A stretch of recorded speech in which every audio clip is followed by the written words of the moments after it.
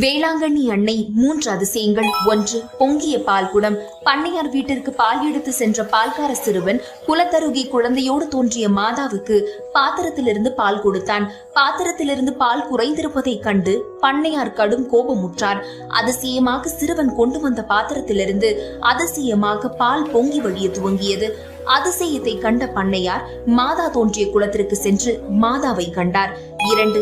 நலமடைந்த ஊனமுற்ற கால் ஊனமுற்றிருந்த சுந்தரம் மோர் வியாபாரம் செய்து கொண்டிருந்த போது அவனுடைய நண்பனின் குறும்புத்தனத்தால் பரிதவித்துக் கொண்டிருந்தான். அவ்வேளையில் அம்மா அம்மா என்று கதற துவங்கினான். சுந்தரத்தின் கண்ணீருக்கு நடுவில் வேளாங்கண்ணி அன்னை தோன்றினார். முடமான கால்களை குணப்படுத்தினார். 3.